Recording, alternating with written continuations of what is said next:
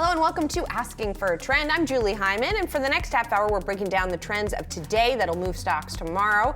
There's a lot to keep track of, so we're focusing on what you need to know to get ahead of the curve. Here are some of the trends we'll be diving into. Stocks rallied on Wednesday with the S&P 500 clawing back more of the rout since late February that took the benchmark briefly into correction, as the Federal Reserve forecast it would still cut rates 2 times this year. We'll dive into the rest of the day's market trends. Then, Nvidia CEO Jensen Huang said a lot at his GTC keynote address on Tuesday, but did he say enough to satisfy investors and analysts? We will explore, and also what the next catalyst for the stock could be. Plus, Elon Musk's Department of Government Efficiency has been on a mission to cut waste in federal agencies, including the Pentagon. We'll explore which companies could actually potentially benefit from a pullback in defense spending. Well, shares of Nvidia closed higher today, one day after CEO Jensen Huang took the stage at the company's GTC conference to unveil its latest breakthroughs and to assure both analysts and investors that the AI trade still has plenty of room left to run. Joining us now is Ben Bajarin, Creative Strategies CEO and Principal Analyst. Ben, it's good to see you, and we should note, Jensen didn't just talk yesterday. He spoke today as well at an analyst event. This GTC goes on all week, so there's going to be all kinds of stuff going on. And among the other things he talked about today was the effect of DeepSeek that he says will actually be something that will be positive for the Nvidia-verse, so to speak. What do you make of that argument? Do you think that's how it's going to play out? Yeah, I mean, I think one of the things he doubled down on, and he emphasized this in our sessions as well, where, inference itself is actually a much harder computational problem than training. And so I think with the perspective from a technology standpoint, knowing that inferencing at scale, and he pointed this out a little bit in the keynote as well, where he was trying to help people understand per amount of power, how many tokens can you generate, and then how many tokens do you need for one simple request, and then scale that up by, call it hundreds of millions or billions of users, right, that'll be using this in real time. And so I think there's a strong argument to be made for still the continued need for this infrastructure, that compute demands are going out, that this idea that these long reasoning engines or these long thinking engines, which they're referring to as also thinking tokens, so different than normal tokens, actually require a tremendous more amount of compute.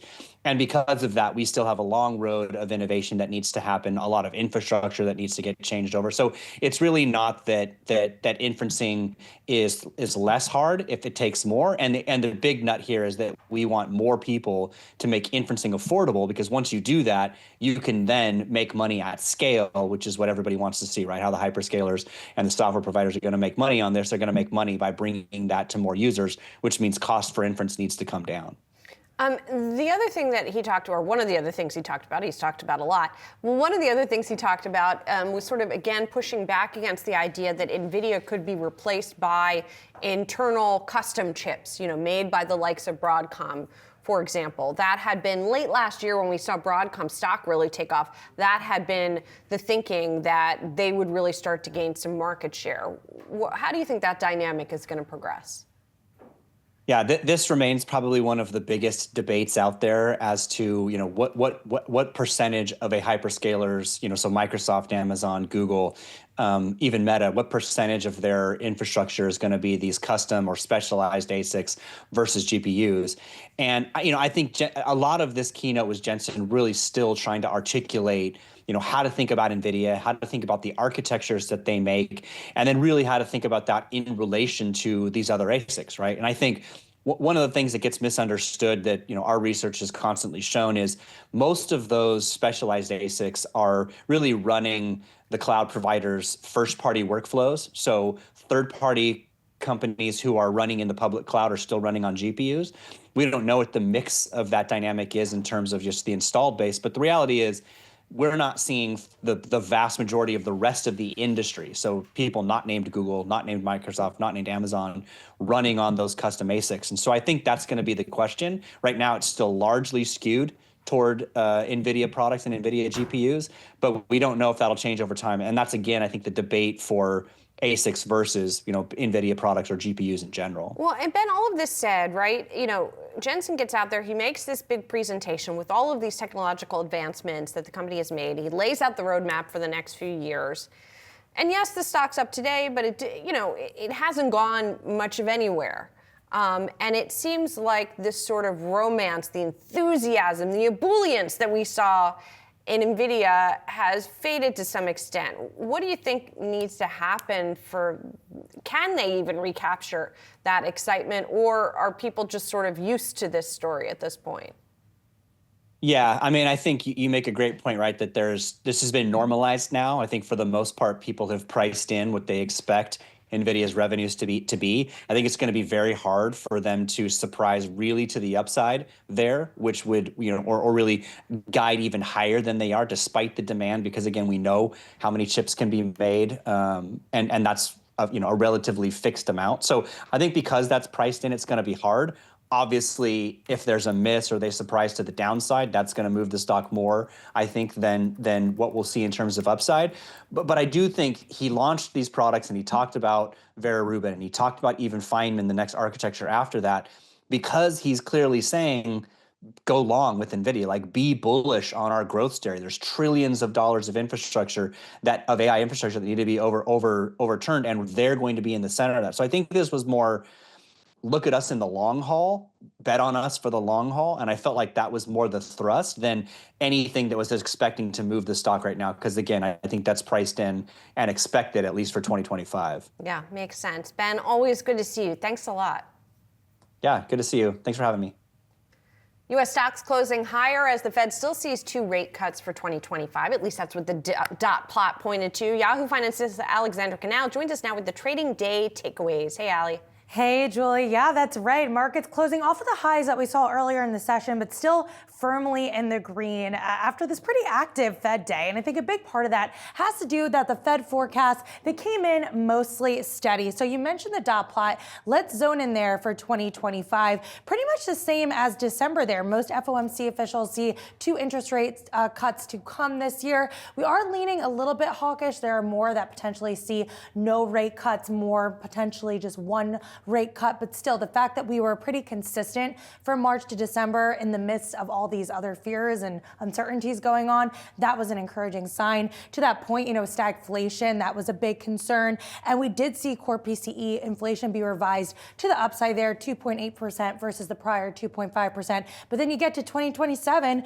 we're hitting that 2% inflation target, same as where we started in December. I mean, how seriously do we take that? If it's so uncertain that we don't even know what's going to happen later this year, I don't think they know what's going to happen in 2027. I'm just saying. Right, and to that point, Powell did say that he thinks tariffs, the base case at least, it's transitory. Right. Whether or not that comes to fruition, that is a big unknown. And then, GDP as well, big revision to the downside, 1.7 versus the prior 2.1%. But then over the long run, baby, we're back at 1.8%. So, it's all of this that the market is really digesting. And I think there was a lot of fear heading in that we could potentially maybe just see 1 interest rate cut priced in by the Fed. Markets wouldn't have liked that. Maybe, over the long run, we see GDP deteriorate more quickly to the downside or inflation rise more quickly than expected. So I think the fact that we saw these projections come in relatively the same over the long run that we did in December, that was encouraging for markets. Yeah,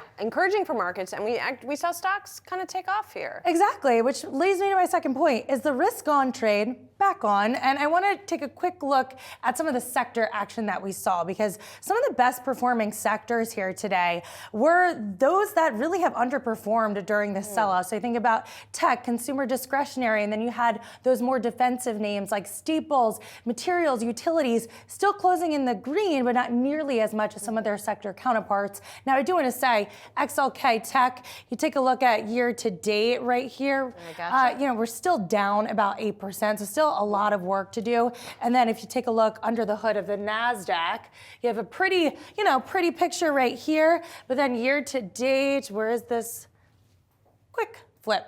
A lot of red. So still a lot more work that's needed there. Yeah, and let's come back to that word I mentioned, uncertainty. Yes, uncertainty. And to me, that is the word of the day, Julie. We heard Powell mention it quite frequently. There's a lot of uncertainty when we think about policy, tariffs, what could happen with Doge. Is there a ripple effect that could go filter into the unemployment rate? We haven't even talked about immigration that intensely, and that's something that could also affect things. And I was curious to see if the VIX would do anything with uncertainty sort of in the pipeline there. And the VIX actually fell to the downside. Let me see if I can just find that here.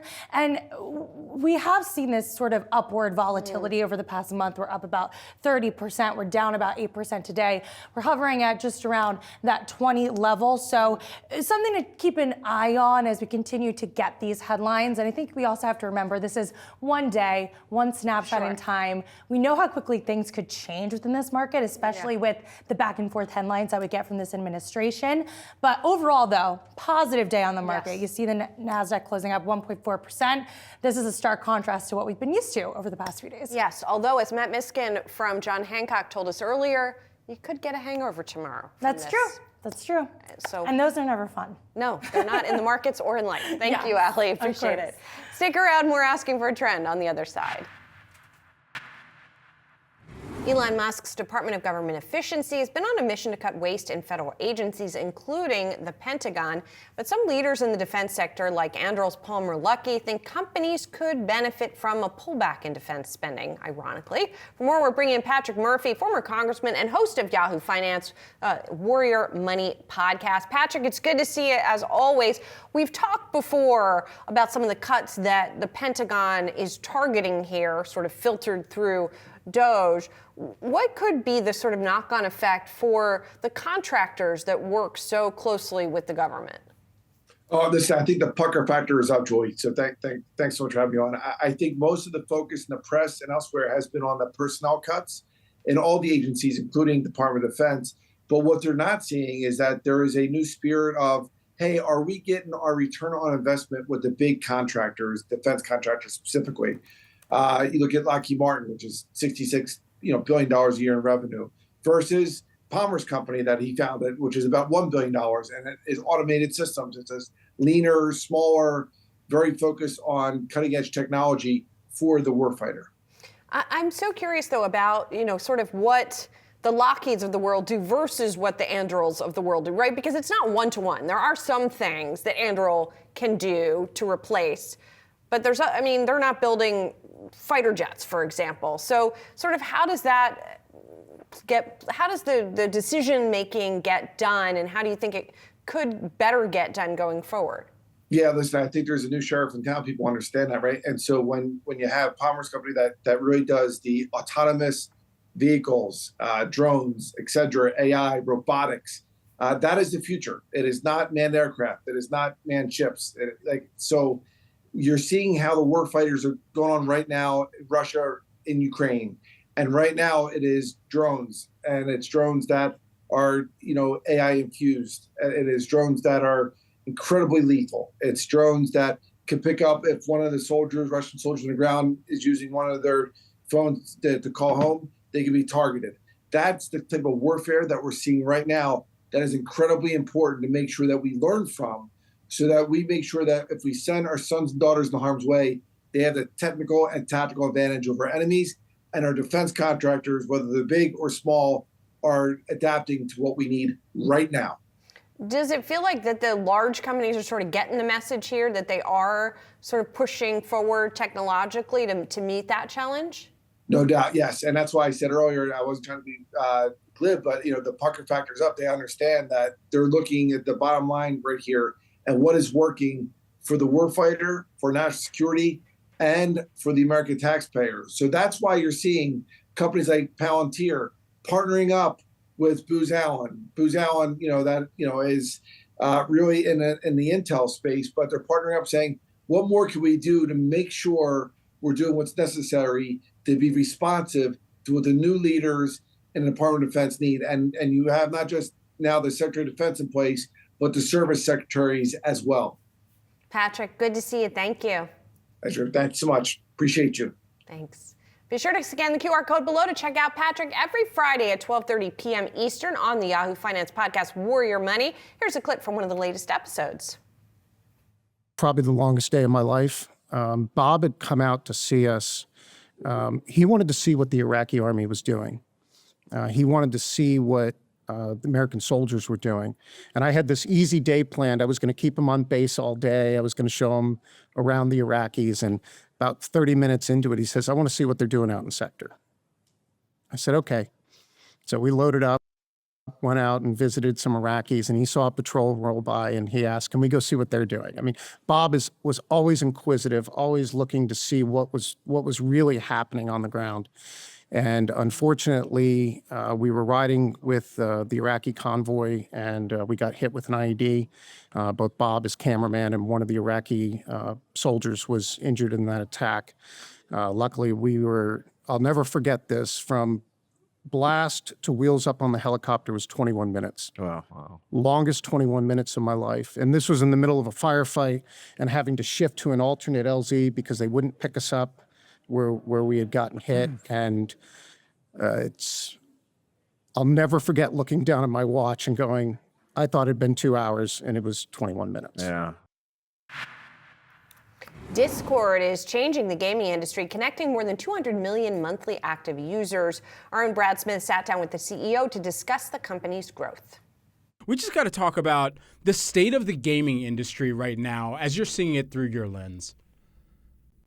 Yeah, I mean, the gaming industry these days it's kind of in an interesting a mixture of places where the amount of choice that consumers have of what to play and where to play and how to play it has never before had so many possibilities. Like, you think about the amount of games you could play or your choices, it's just crazy. But then on the flip side, from the industry side, this week is the Game Developers Conference in San Francisco, and we're talking to lots of developers and hearing from them about how hard it is to bring new titles to market and to find success as they're building and launching their games. So it's this interesting place where consumers have a lot of choice, and it's getting harder and harder for the industry side to find success and in a repeatable way. Talk about this evolution of Discord for us. I mean, you think back over the past decade for yourself, how mind-blowing is it to go from game developer to operator of this global chat application that everyone is using? It's been a wild journey to go from that, humble beginnings of just, building games to becoming this place where people talk and spend time with their friends around games. But it's really rewarding because, now we're in a position where, we have over 200 million people that use our service every month, and we get to innovate on behalf of players. We're now, over the last year and a half, really thinking about how we can help developers, bring their games to life. And just this week at the Game Developers Conference, we announced our new social SDK, which takes the infrastructure from Discord, the chat, voice chat, friends list features that are kind of these social components that we have, perfected in our app, and we are giving them now to game developers so they can bring our tools into their games to help them get to market faster and give them more space to focus on what uniquely differentiates their games instead of repeating this stuff across titles. So thinking about the past and also thinking about the future here too. I mean, your company is one of the most talked about and hotly anticipated 2025 potential IPOs. In recent weeks, you have rumors and reports swirling about the company working with underwriters and bankers. We have to know, is there truth to the rumors, to the reports? Is Discord preparing to go public? Well, I can't comment on any speculation, but we're very focused on building an amazing product, an amazing service, an amazing company, and that's what gets us up out of bed every day, just thinking how we can innovate on behalf of our players and create new cool ways for them to talk and hang out with their friends.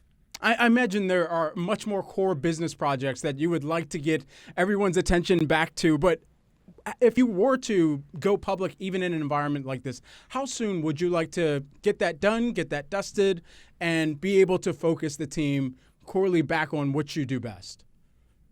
Well, we are very focused on what we do best, which is building our service. And that's really the thing that we do every day.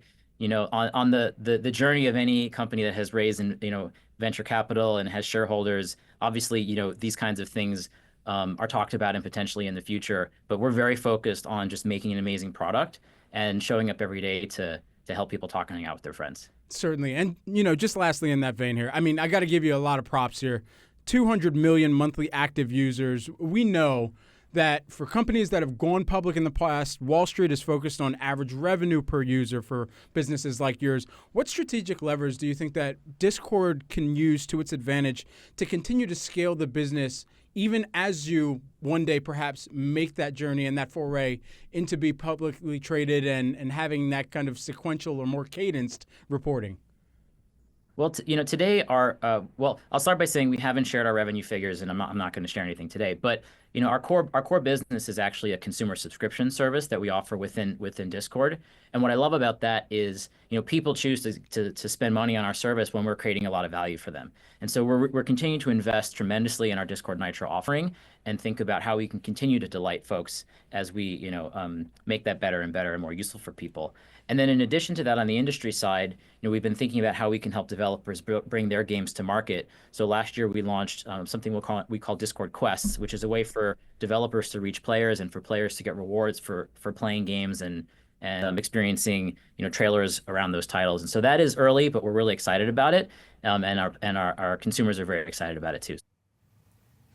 Let's take a look at a few tickers that are trending on the Yahoo Finance homepage. Shopify shares gaining over 8.5% on Wednesday. The stock saw the biggest jump in nearly 2 months, coming as Shopify will voluntarily transfer its U.S. listing from the New York Stock Exchange to the NASDAQ.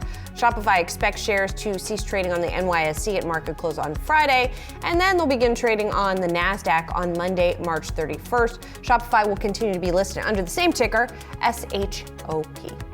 Next up, Five Below, those shares moving higher after hours. The discount chain reporting a beat on fourth quarter revenue, with comparable sales falling slightly less than expected. And looking ahead, the company providing a better than expected first quarter net sales outlook. Five Below also seeing gross capital expenditures will be about $210 to $230 million in fiscal 2025. That's a wrap on today's Asking for a Trend. Be sure to come back tomorrow at 4:30 p.m. Eastern for all the latest market moving stories affecting your wallet. Have a great night.